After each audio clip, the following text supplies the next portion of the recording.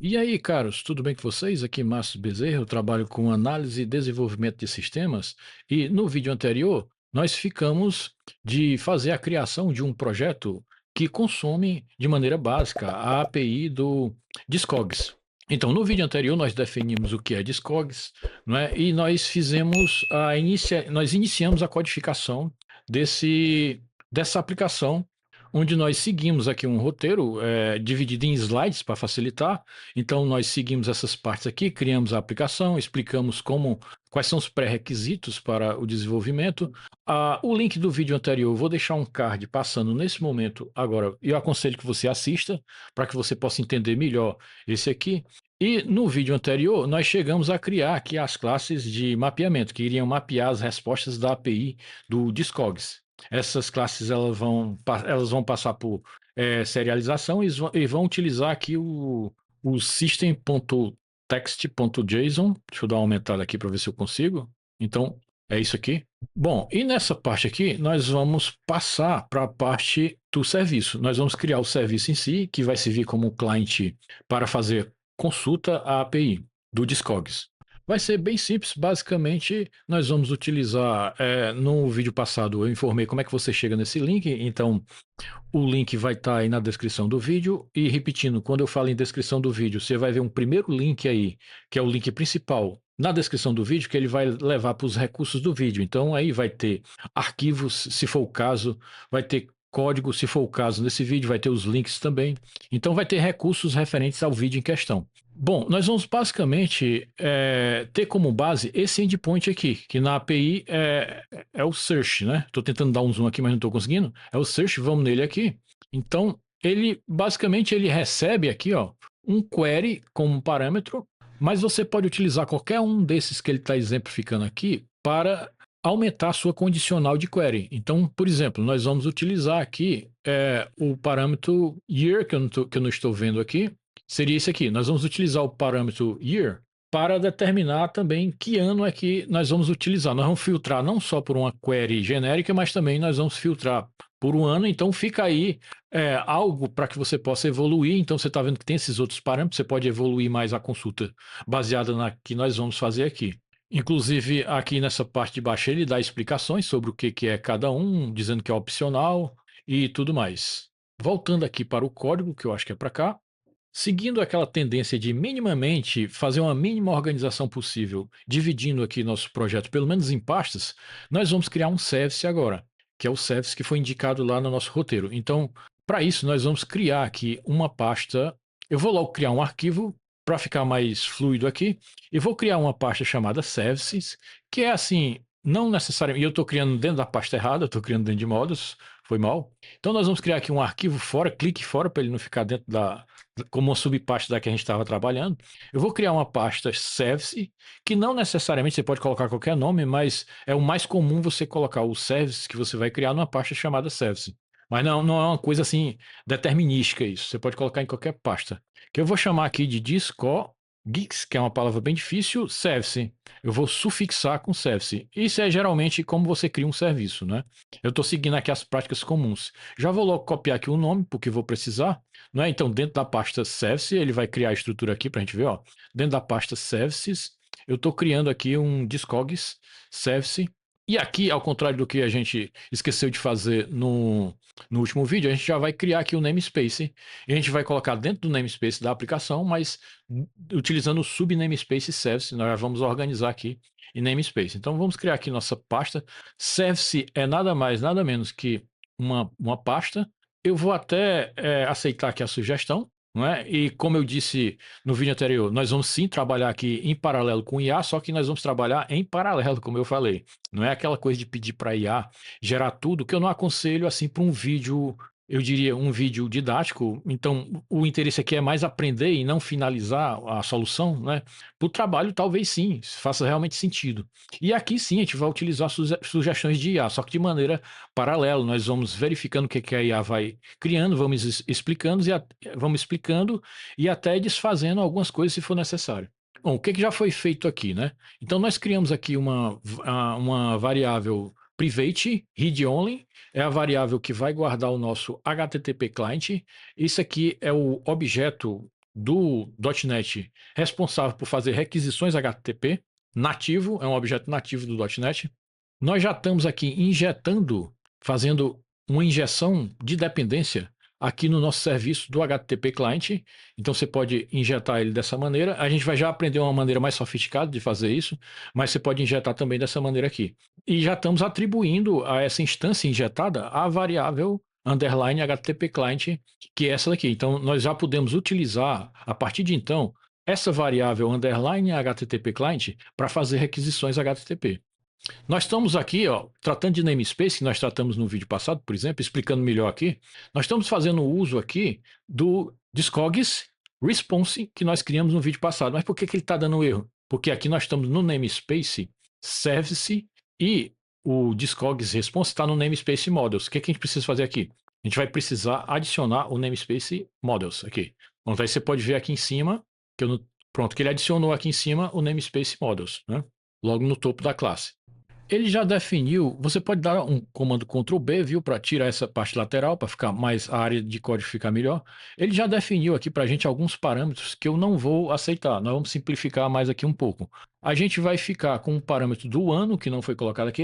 A gente vai colocar ele como opcional, um parâmetro do ano. Vou chamar aqui de year, aqui.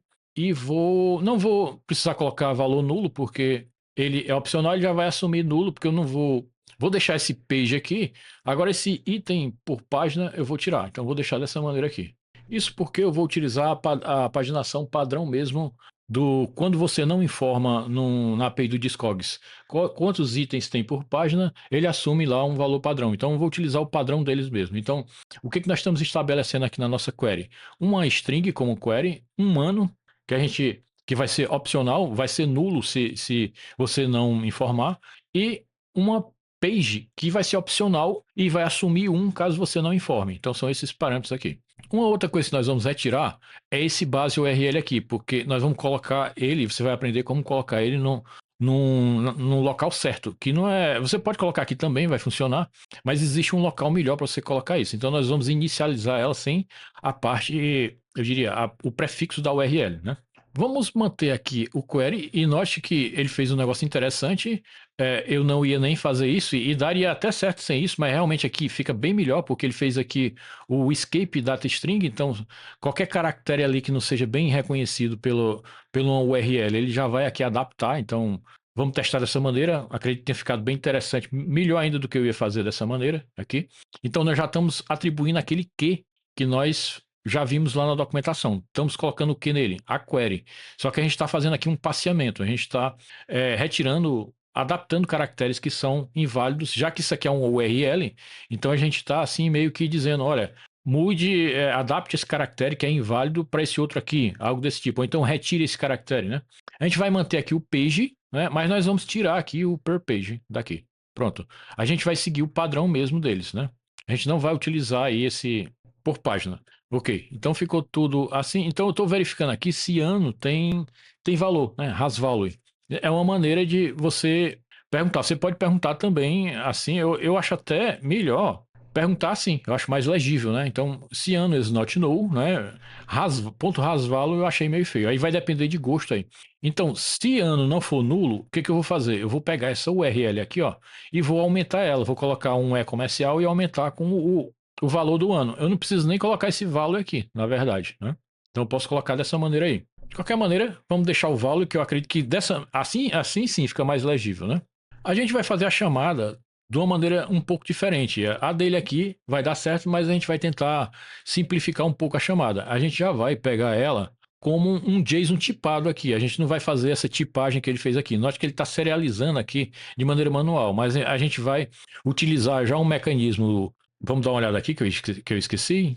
System.text.json para que ele faça automaticamente a serialização para a gente. Para isso, nós vamos colocar aqui um get from JSON assim que, opa, tá meio ok, pronto. Ele já pede aqui qual é a classe, né? Então, pronto, sabe aquela classe que nós criamos, que inclusive eu vou até mostrar ela um pouco para você aqui. Aquelas classes que nós criamos, note que as propriedades dela, o nome das propriedades batem com o que vai ser retornado da API do Discogs. Então, tanto essa como essa daqui, os nomes batem. O que ocorre é que Aqui no serviço, eu estou informando, olha, eu quero que você serialize para essa estrutura aqui. Como ele vai ver que os nomes vão bater, existe uma maneira de você também gerenciar essa parte de nomes aí. Existe um JSON Property Name também, que a gente não vai entrar aqui para não dificultar muito o vídeo, mas como ele vai ver, olha, esse nome bate com esse nome bate com esse, então ele vai conseguir fazer a serialização instanciando aquele objeto para a gente. Então ele vai instanciar aquele objeto aqui, ele vai criar uma instância. Esse response vai ser uma instância disso aqui, de Discogs response, com tudo isso aqui já preenchido, né? Espero que tenha dado para entender aí. Então a gente já está ganhando linhas de código aqui. A gente já está fazendo a serialização e já está atribuindo o tipo. Aqui já é o tipo, né? A gente não vai passar por linhas de serialização. O que a gente vai fazer aqui é bem simples. A gente vai apenas verificar se é nulo, né? É meio que o contrário que o que ele fez aqui. A gente vai verificar se for nulo, a gente vai aqui dar um true. Vamos disparar aqui um erro, por exemplo, pode ser esse aqui. Ocorreu um erro na deserialização da resposta da API do Discord. Pronto, pode ser esse erro aqui. Uma coisa que é minha mesmo, isso aí vai de gosto, eu não gosto de, se tiver só uma linha, não é? Eu não gosto de colocar essas aspas, que eu acredito que fica mais legível assim o código, né? Então aqui nós vamos apagar essa parte, nós não vamos precisar aqui, e aqui no response nós já vamos retornar o próprio response lá. Então, a única validação que nós estamos fazendo aqui é se for nulo. É nulo aqui? Se for nulo, a gente já dispara essa mensagem de erro, né? Ele vai dar um erro 500 aí. E caso não seja, ele vai retornar o response, foi o que veio daqui. Aqui você pode também fazer aquela mesma tática, que é de deixar ali apenas, porque fica um código menor e fica mais legível, né? Se só tem uma linha aqui, eu não preciso enriquecer o código, adicionar mais linhas de código de aspa, com chaves, né? Com aquelas chaves, fica muitas linhas de código, então é só questão de gosto. Você pode simplesmente ignorar o que eu estou falando, se não for assim a maneira que você acha melhor. Então, por incrível que pareça, a parte do service que nós vamos criar é basicamente só isso. Você pode aí incrementar, aproveitar e criar outros métodos, né, baseado inclusive no que nós já falamos aqui. O nosso serviço ele vai basicamente fazer um search na API. Então, é basicamente isso. Nós vamos mostrar esses dados em tela. Então, a parte, para simplificar, para não ficar um vídeo muito grande e ficar mais didático, nós vamos mexer apenas nesse método aí. Só que você viu que a gente ocultou algumas coisas, como por exemplo o prefixo da URL, não é? Então, mas cadê o token, né? No vídeo passado nós falamos sobre token, mas não utilizamos ainda, é o que nós vamos fazer agora. Essa configuração nós vamos fazer lá no nosso program.cs. Ctrl P, você digita program.cs e pronto. Aqui você faz uma busca e encontra. Nesse ponto aqui, nós vamos determinar as características do nosso HTTP client. Então, para isso, a gente vai nos aproveitar do builder aí. Inclusive, eu vou até, mais uma vez, pegar carona com o IA aqui, para a gente mudar algumas coisas, se for o caso. Então, utilizando aqui o builder.service, nós vamos disparar aqui add HTTP client. Aqui a gente já coloca a classe que nós vamos utilizar como a classe base para essa configuração. Então, para esse service aqui, para essa classe, nós vamos adotar essa configuração que nós vamos fazer aqui embaixo, não é? Aqui a gente vai determinar qual é o base URI, né? Então é por isso que a gente não precisa mais colocar ali, se a gente já está colocando aqui, a gente não precisa mais colocar ali.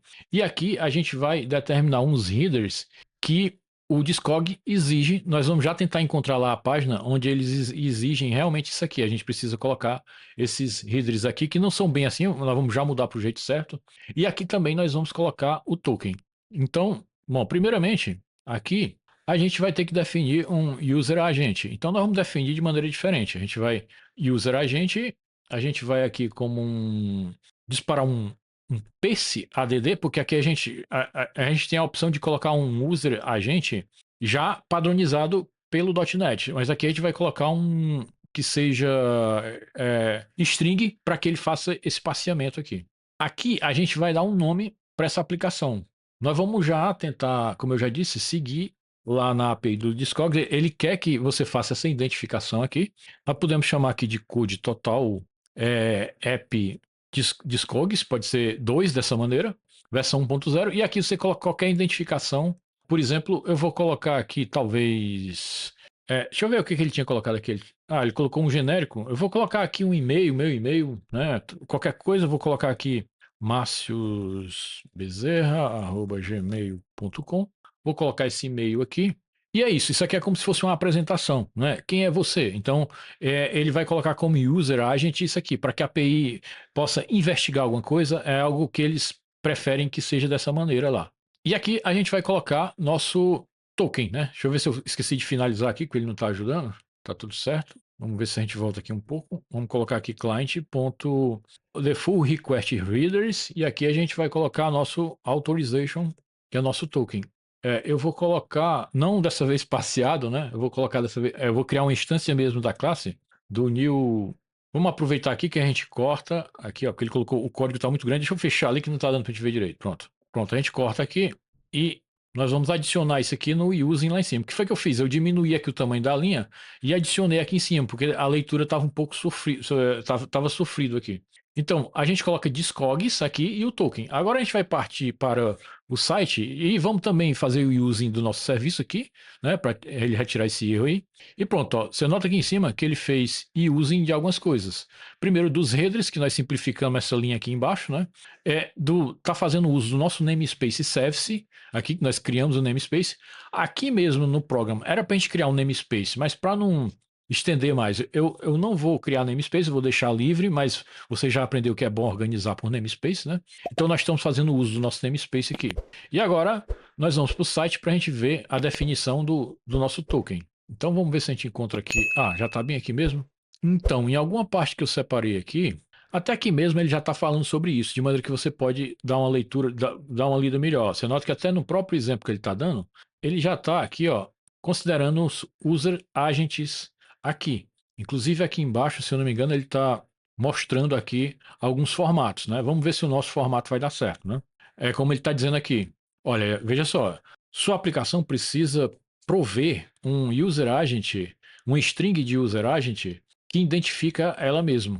Preferencialmente, é algo que segue essa RFC, né? Então nós vamos ver aí se no nosso tem algum erro ou não, mas veja por que a gente fez aquilo. Agora a gente vai para a parte de registration aqui, que eu já tinha até falado sobre isso num vídeo anterior. Vamos ver se a gente encontra aqui. Pronto, aqui no link que eu vou já mostrar lá, vamos inclusive mostrar logo o link aqui. Deixa eu ver se eu consigo voltar. Pronto, deixa eu ver se eu encontro. Pronto, aqui nesse link, discogs.com, Settings, Developers. Então nesse ponto aqui a gente cria o nosso token. Então no vídeo passado eu expliquei como é que você exclui um token, como é que cria um novo. Então o nosso token vai ser esse aqui. Nós vamos copiar ele, é meio difícil copiar, eu acho que ele copia só assim, vamos fazer um teste para ver se é isso mesmo, né? Ele é difícil selecionar ali, então, opa, não é, ele não copiou, viu? Então vamos tentar ver se com Ctrl C vai. Pronto, deu certo com Ctrl C. Note que a gente está colocando ele chapado no código aí, né? De maneira chapada, isso não é aconselhável, mas o ideal é que você coloque nos app settings, né? Mas por hora, para ir mais rápido, a gente vai colocar assim, mesmo ele fixo aí no código. Então, falta ainda colocar aqui que isso aqui é token. É preciso colocar assim, token igual ao token que você copiou de lá. Então, note que eu coloquei aqui na frente token igual. Importante isso aí. Bom, e vamos ver aqui o que nós já fizemos, onde nós paramos aqui. Já tínhamos falado sobre os tipos de autenticação. Então, já chegamos a fazer aqui o nosso service, já mexemos aqui no nosso programa.cs. Falta fazer aqui modificações do nosso home.razor e no nosso app settings. Vamos ver o que tem por aqui também. Nós já criamos nossos models de resposta. A gente já aprendeu como fazer isso. Nesse ponto aqui, avançando aqui nos slides, nós já criamos o nosso service. Aqui ele está explicando de maneira básica o esqueleto, a maneira de como você cria o service. Então, o HTTP client é configurado centralmente no program.cs, foi o que nós já fizemos, né? O serviço não reconhece a URL base nem as credenciais.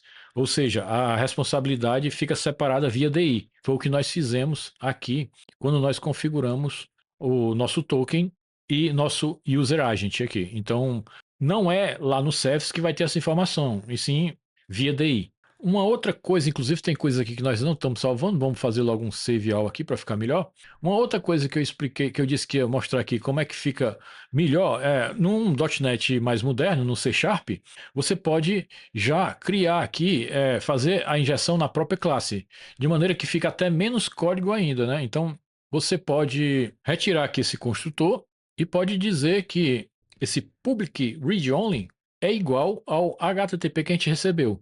Ele é read only, mas aqui equivale a ele estar sendo recebido como se fosse no construtor. Note que ficou bem menos código, ficou bem mais legível aqui. Praticamente só tem as linhas mesmo que interessam. Então, isso aqui é uma maneira bem mais sofisticada, que vem das versões mais novas do C Sharp. Então, você está aprendendo aqui no nosso canal, né? Como é que você faz um DI, um Dependency Inject, de uma maneira mais sofisticada. Voltando para cá, passamos por isso já passamos por isso aqui, onde nós definimos as configurações no program.cs.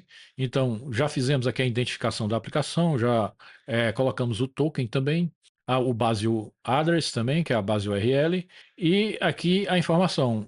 HTTP Client tipado. O ciclo de vida é gerenciado pelo DI, pelo Dependency Inject, evitando problemas de socket exhaustion. Então, basicamente, ele está querendo dizer aqui que se a gente fizer ele gerenciado pelo DI, então evita aquele esquema de ser criados muitas instâncias e muitos sockets abertos.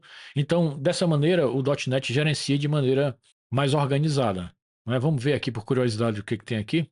Então, nós vamos trabalhar na nossa página home.razor agora. Nós vamos criar lá um formulário de busca, uma query por string e por ano, uma galeria de resultados em cards e paginação, e ele vai ser ele vai ser utilizado pelo layout da aplicação, né, que é a classe base, barra de navegação, e ele vai ser chamado pelo menu da aplicação, que eu coloquei aqui apenas como referência para que ele fosse chamado. Em todas as páginas nós vamos utilizar o Render Mode Interactive Server. Isso é que define que nossa aplicação ela é Blazor Server, né? Então, dessa maneira, as páginas elas ganham interatividade. Se você não colocar o Render Mode como Interactive Server, existem vários tipos de Render Mode, né? No caso do Blazor Server, o que define a interatividade da página, Render Mode como Interactive Server. Isso faz com que a página ganhe vida, eu diria reativa. Quando você muda uma variável, ela já reflete isso nos inputs da página, nos labels, etc. Se você não colocar essa diretiva, ela se torna basicamente uma página, um HTML estático, quase como se fosse um MVC. Então, a gente coloca essa diretiva para habilitar a interatividade via SignAware. Por baixo dos panos, o que cria essa interatividade é o SignAware, que é uma biblioteca já criada há um tempo atrás, idealizada pela Microsoft. E ela faz tudo isso sem fazer o recarregamento da página. Então, nós vamos modificar aqui a nossa página home.razor, deixa eu abrir aqui, Ctrl B. Vamos procurar aqui, vou fechar aqui que eu não gosto muito dessa parte. E vamos aqui em Pages, vamos aproveitar essa página aqui para modificar. Nós já vamos criar aqui nosso arroba code, nós vamos codificar aqui. No entanto, nós vamos já mudar umas coisas iniciais aqui. Por exemplo, o page title a gente já vai. O page title é aquilo que aparece na janela do navegador, o título da aba da página, né? Então, esse page title, ele de maneira dinâmica modifica o nosso, entre aspas, index.html para ele ganhar esse título aqui, quando você for nessa página. Vamos colocar aqui como Disco.js Search, uma aplicação de busca. Aqui a gente já pode converter isso aqui num H3, né, e colocar um título, pode até ser mesmo o mesmo título, porque isso aqui, o título que nós colocamos acima, ele não vai aparecer na página, isso é só mesmo para Text Center, pode ser. Vamos colocar uma margem bottom aqui de 4 e repetir a mesma coisa aqui, que é Disco.js Search, pronto. Esse título aqui é apenas para o título da página em si, ele não aparece na própria página, ele fica, o navegador é que vai fazer vai fazer a exibição desse título, né? Para a gente mostrar na página também, a gente precisa repetir aqui. Aqui embaixo nós já vamos criar aqui um model interno mesmo, dentro da própria classe aqui, que ele vai servir como se fosse um model para um form.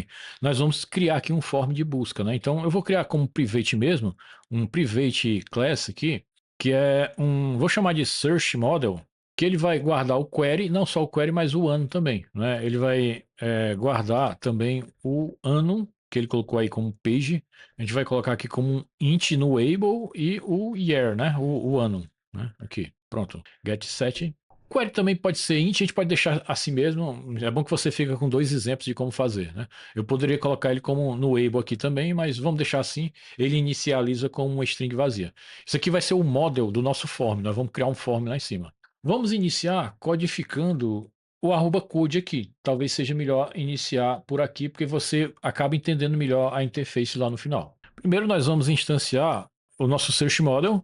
Então, a gente está instanciando o modelo que nós vamos utilizar no form, mas nós precisamos de ter uma instância dele para poder utilizar, né? Vamos criar uma classe para colocar nossos results. A gente vai colocar aqui como private discog response como result, pode ser search result também. Note que aqui nós vamos precisar importar, vamos precisar fazer o using dele, do nosso namespace lá em cima, por isso que é bom organizar por namespace. Então, se você ver aqui em cima, ó, ele já adicionou arroba using, na página fica assim, arroba using e o namespace, né? Então ele já adicionou ali.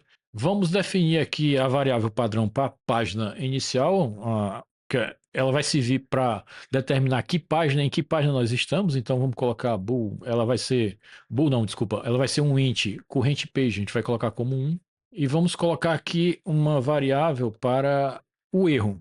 A gente vai precisar colocar esse erro na tela em alguma parte, a gente vai criar um string error message, só que eu vou querer que ela seja no able, dessa vez eu vou ficar aqui com a proposta no able. Pronto, então a variável search model é para o modelo que vai ser utilizado pelo formulário de busca que nós vamos criar. Aqui, search result vai ser os resultados. A gente vai colocar aqui dentro dessa variável. Por isso ela não está nem instanciada aqui. Aqui vai guardar a página atual, que a gente vai inicializar com 1. E aqui uma mensagem de erro, caso ocorra realmente erro em algum procedimento aí. Vamos criar aqui um método principal, que é o que faz realmente a busca, né? Então, a gente vai aqui... eu vou até aceitar aí que a gente vai fazer umas mudanças, né?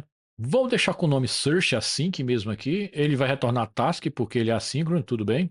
Zerar aqui o erro message, tá tudo certo. Search result, nós vamos utilizar aqui o nosso serviço, utilizando o search async que nós criamos.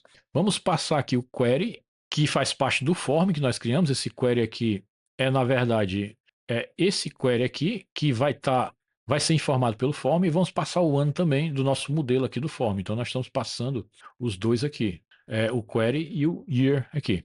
E vamos passar o current page. Note que se eu for aqui para a definição, eu não vou poder ir agora, porque eu tenho que fazer o using desse serviço aqui. Eu tenho que fazer o DI desse serviço aqui. Como é que eu vou fazer isso?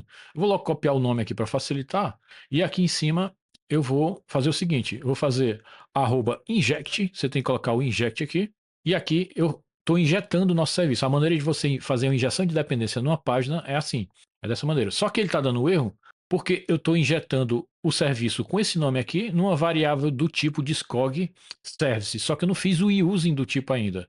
É o que nós vamos fazer aqui em cima. A gente vai fazer o using, ele preencheu errado aí, o using do nosso namespace service. Assim eu já tenho aqui nessa classe a classe que nós criamos, o discog service. E aqui é o nome que nós estamos dando para a variável. Eu poderia colocar qualquer nome aqui, por exemplo, eu poderia colocar assim, né? É muito comum aqui nas páginas você colocar o mesmo nome. Então nós vamos atribuir aqui o mesmo nome. Mesmo que cause uma certa confusão, mas acaba ficando mais legível assim você colocar o mesmo nome. Esse aqui é o nome da variável, que poderia ser assim, né?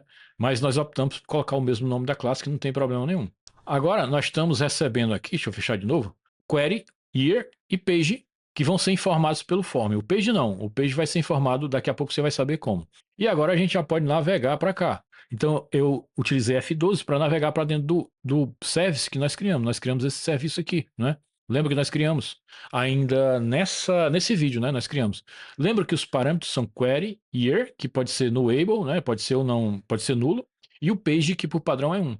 Nós estamos utilizando eles aqui. Então, por esse motivo é que. Deixa eu ver se eu consigo voltar aqui.